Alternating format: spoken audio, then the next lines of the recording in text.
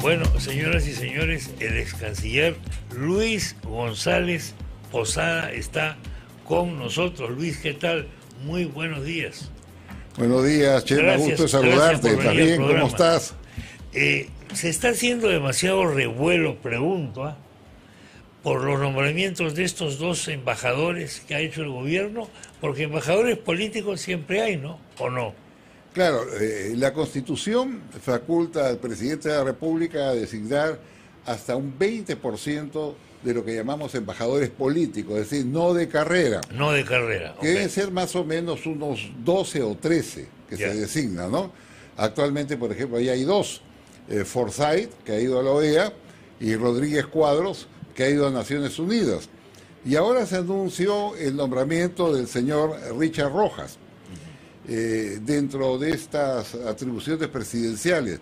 Pero lo que no se dice es que, si bien es cierto que la ley lo faculta a nombrar embajadores políticos, también dispone que, y leo textualmente, que quienes sean designados, los embajadores políticos, tienen que tener capacidad y versación notoria y prestar o haber prestado servicios destacados a la nación. O sea, hay un condicionante para el embajador político. Y lo digo porque han removido a un embajador de carrera de mucho prestigio, Jorge Raffo, que estaba en Panamá. Raffo en Panamá, claro.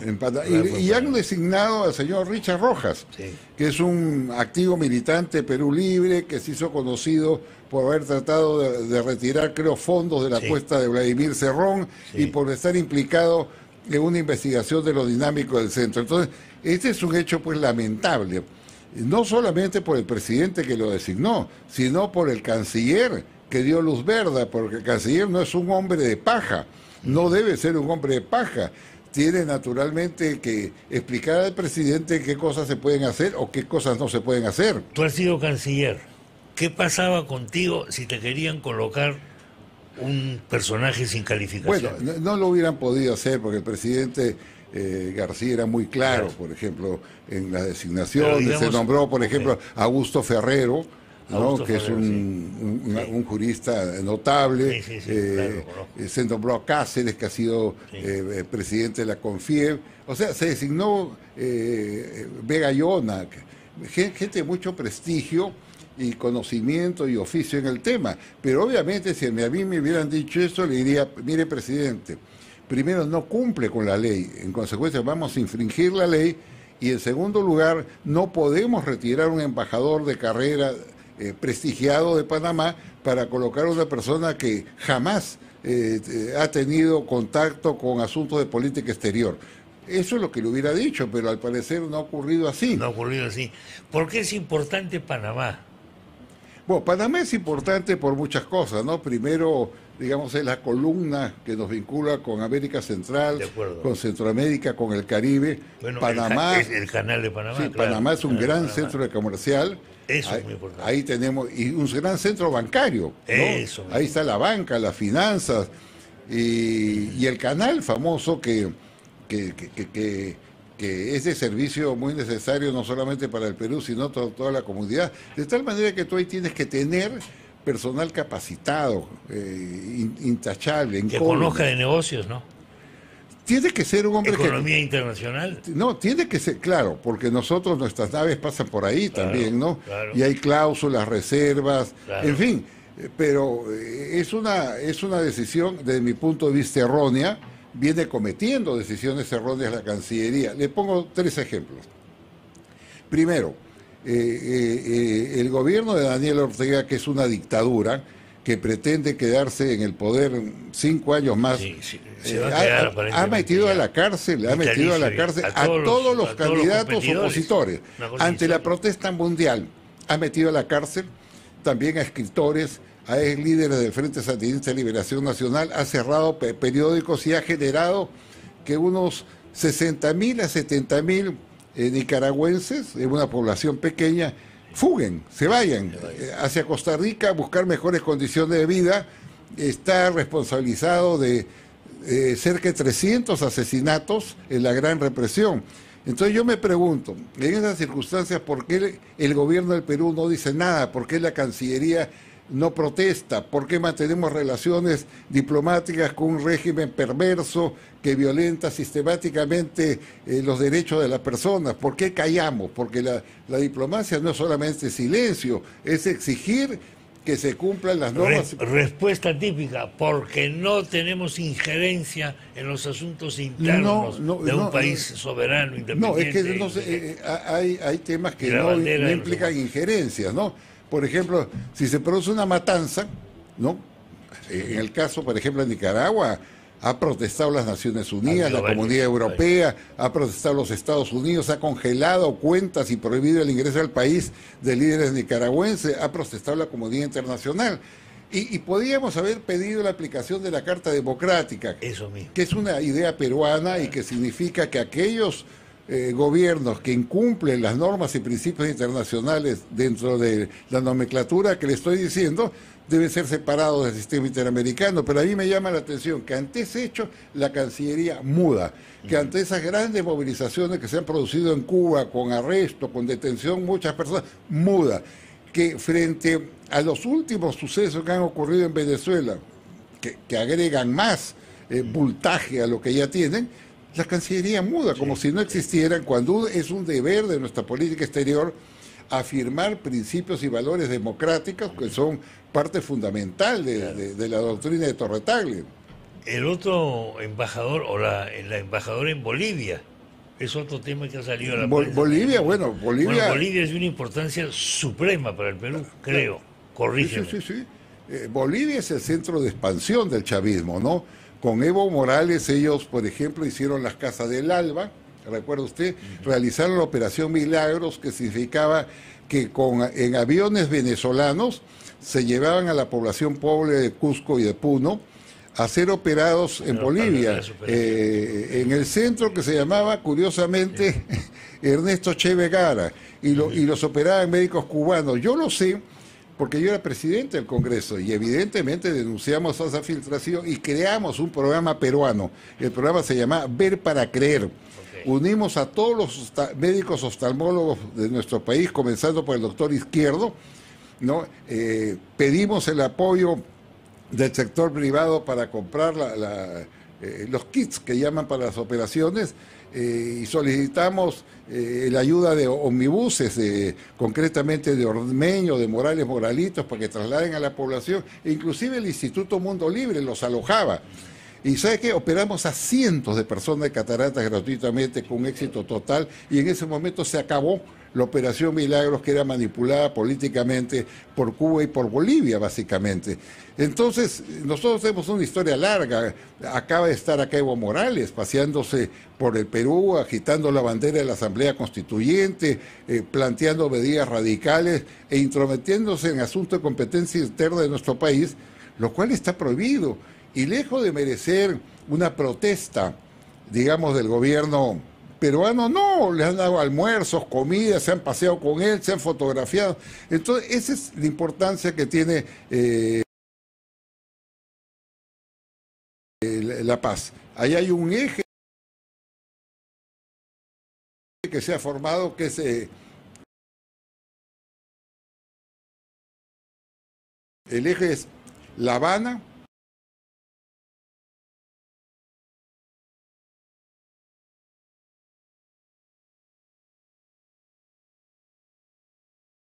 Caracas, La Paz y ahora Lima. Y cuidado,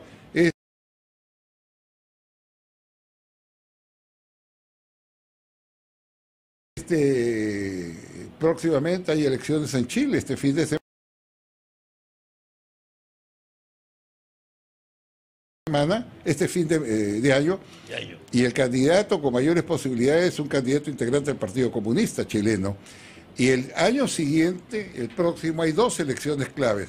Una en Colombia, donde De Petro, que es un ex guerrillero, tiene la primera opción, y en Brasil, Lula, si se presenta, barre con la elección. Está en alza total después de la... Entonces, ¿te imaginas, Chemo, esa tragedia? Ahora, Bolivia además es importante, no solo por esta razón, sino que históricamente es muy importante para el Perú. Muy importante, claro. Históricamente, primero porque somos fronteras, tenemos proyectos comunes, es de mucha importancia, pero también de mucho peligro geopolítico si utilizan esa vinculación fronteriza que tenemos con Bolivia con un propósito de infiltración y de agitación. No te olvides de lo siguiente, cuando vino Evo Morales acá la última vez, vino a anunciar su gran proyecto de asociar a todas las organizaciones indígenas en un proyecto que significaba ejecutar una política, y soy textual diciéndolo, antiimperialista, anticapitalista, antiinjerencista, porque así decía, ¿no? Aplicar su programa y capturar el poder. Para eso vino Evo Morales. Sí. Y ahora esa tarea le va a ser muy fácil, si naturalmente la Embajada del Perú se presta, no se va a hacer muy fácil conectando a Bolivia al Perú en las partes indígenas. Eso es lo que viene rodado. ¿Cuántos embajadores políticos hemos tenido en Bolivia últimamente?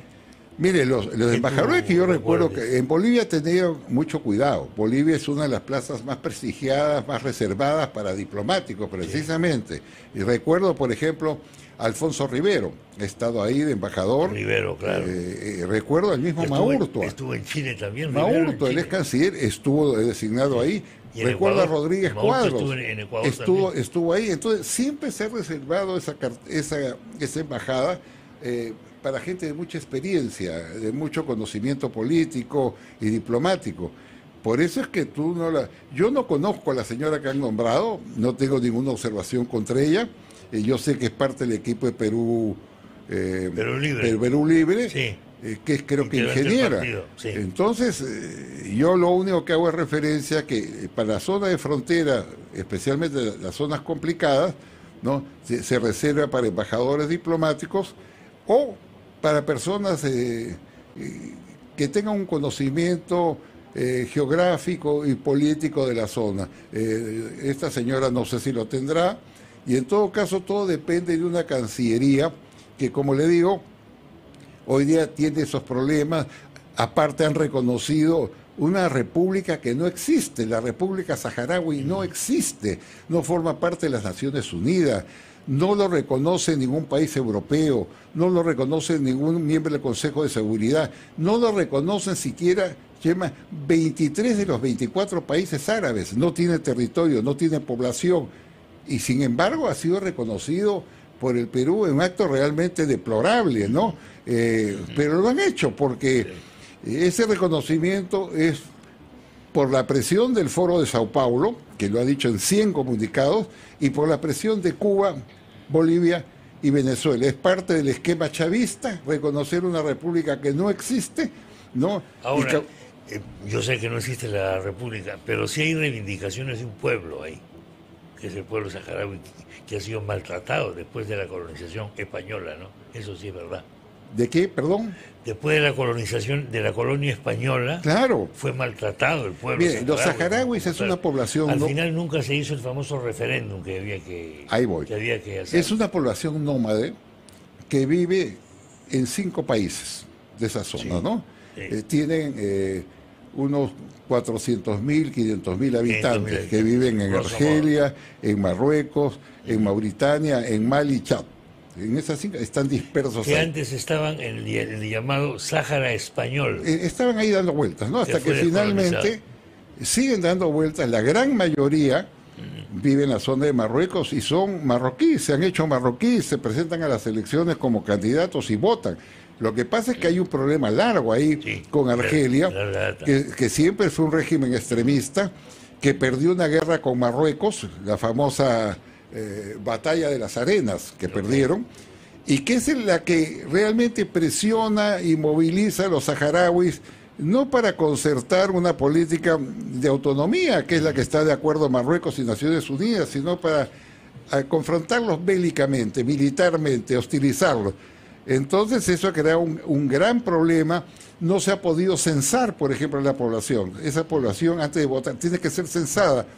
Y las Naciones Unidas han sido absolutamente categóricas en señalarlo. Entonces lo que está haciendo la Cancillería del Perú es jalarle la alfombra a las propias Naciones Unidas en su labor de mediación y creando un conflicto innecesario con un país de mucho prestigio en el mundo árabe como es Marruecos.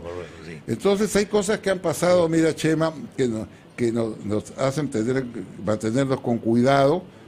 Ayer nomás veía filmaciones de senderistas ocupando calles y plazas en Suiza. Ah, en Suiza ha habido un homenaje, ¿no? Yo esperé una nota de protesta de la Cancillería, pero no ha habido. He leído así pidiendo eso, que se pronuncie la Cancillería. ¿Qué es lo que se hace? ¿No? Se manda una nota de protesta, se convoca al embajador a decirle, mire usted, en su país, esta gente que entiendo que es asilada o que no sé qué estatus nada, están haciendo manifestaciones de homenaje a un genocida peruano. Como puede haber en otros países también europeos, ¿ah? Sí. Eso se puede repetir. Lo cual demuestra que tienen una capacidad de organización que no hay que desestimar, porque se ha ganado la batalla militar con ellos. Porque no tenemos nosotros como país una buena política de prensa tampoco en esos países. Ahí ya debía pedir una política de prensa, ahí debió salir nuestro embajador a declarar, a decir, esta gente que está manifestándose en las calles son gente que respaldan un régimen genocida que ha generado grandes matanzas en el Perú. Creo que en eso nuestras embajadas se han quedado cortas, ¿eh? Mi impresión es que no han sabido manejar la prensa frente a ese tema. Bueno, pues te digo... Creo que ahí estamos mal. Vamos a ver, porque hay zonas de oscuridad todavía, no solamente por los temas que hemos tratado, sino que se vienen otros temas que se van a presentar, la inserción del Perú al UNASUR, un organismo que se desactivó por haber sido vinculado con el chavismo, inclusive se le quitó digamos, el gran edificio que habían construido en Quito a un precio de $54 millones y que hoy día sirve como una universidad de lenguas aborígenes. Y se fueron todos se fueron. Sí. Se quedó Venezuela y dos países más. Entonces ahora la Cancillería, y lo anunció el anterior ministro Béjar, va a retirar el documento que envió al Congreso del Perú para que finalmente cancelen nuestra inscripción a UNASUR, que es un organismo que lo están potenciando el grupo chavista como un organismo que se llama CELAC. Pero eso no se ha hecho todavía, ¿no? El presidente dice que va a ir a México para participar en una reunión de CELAC, que es una coordinadora de asuntos latinoamericanos y caribeños, que nunca funcionó. Se firmó, no se desactivó, se dejó ahí. Este es un organismo creado por Cuba y por Venezuela y que integra a 34 países de la región, con excepción de Estados Unidos y de Canadá. Es decir, es una réplica de la OEA sin estos dos países. Claro. ¿No? Pero todo eso se está moviendo y hay que estar muy atentos porque tiene significación, implicancias de carácter no solamente político, sino también económico para el país. ¿México cómo está en este momento, internacionalmente? México es un caso curioso. El presidente de México fue débil y tolerante cuando ingresó con Trump. Recuerda que en su cara lo invitó a Washington y le dijo que los mexicanos van a pagar el muro. Ahí fue dócil, pero ahora que ya no está Trump, veo que ha sacado las garras, ahora es uno de los que lidera este objetivo de una OEA que se llama CELAC sin los Estados Unidos ni Canadá. Él protegió a Evo Morales y naturalmente México con Argentina son, digamos, las dos potencias continentales que apoyan al grupo chavista, votan con ellos en el Consejo de Seguridad, en las asambleas, etc. Y ahora Argentina entra en problemas ahorita. Hay una disidencia dentro del gobierno, en Argentina, bueno, digo. Argentina. Postelectoral. Es entre Fernández y la Kirchner, ¿no? Los dos Fernández, porque le ha ido mal en las elecciones, ¿ah? Sí, pero en términos políticos tú tienes que... El grupo chavista lo hemos descrito, pero hay soportes. Los soportes son Argentina y México, que los respaldan en la OEA, en las protestas, inclusive Argentina. Miren, qué importante, Perú, Colombia, Brasil, Chile y Argentina juntos se sumaron a la denuncia presentada por la OEA ante la Corte Penal Internacional por delitos de crímenes de lesa humanidad cometida por Maduro, ¿no? Ya se iniciaron las investigaciones, pero sorprendentemente Argentina ha retirado su firma de ese documento y a mí no me extrañaría si sigue esta comparsa que el Perú también lo haga, ¿no? Entonces todas esas cosas sí son importantes que nosotros las entendamos, porque la política externa de alguna manera refleja el espíritu democrático de un país y tiene un rebote también al interior del Perú. Es una proyección de la política doméstica, como dicen algunos, ¿no? Empleando la palabra doméstico un poco impropiamente, quizás, ¿no? Así que vamos a ver esto, cómo viene la mano. La primera escala del presidente es México.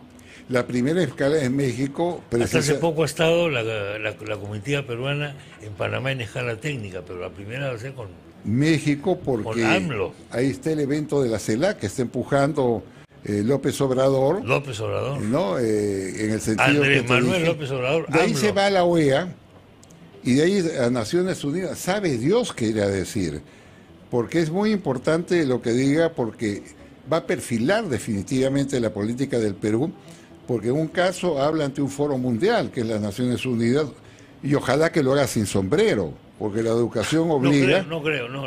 No, la educación obliga... Pues, además Lucho, que tú usas esa vestimenta... Pero la foto es la foto, no, Lucho. Tú usas vestimenta cuando es una vestimenta usual en tu país. Yo me hago una pregunta, ¿cuánto por ciento de la población tú has visto con sombrero cajamarquino? Ninguno. 0, y fracción. Entonces tú también tienes que ser respetuoso de la personalidad y de la identidad de tu país en el exterior. Pero bueno, ahí irá, no sé, con sombrero, sin sombrero. ¿Qué ocurre cuando, después de terminar su discurso, el presidente tenga que hacer frente o no hará a la prensa internacional? Bueno, yo no sé si hará conferencias, ¿no? Porque el estilo acá es no dar conferencias. Lo lógico sería que lo dé, ¿o no? Es responder con monosílabos, o cuando está solo. A mí me impresionó mucho, te lo digo, por ejemplo, cuando fue a una zona de selva, y yo prendo la televisión y lo veo a él con ropa indígena. De la zona. Además con la cara pintada, como guerrero y con plumas. Eso te hacen hacer los mirando. Pero a mí me sorprendió no solamente eso, sino un discurso agresivo contra el Congreso, y dijo algo que de alguna manera proyecta su doble personalidad, ¿no?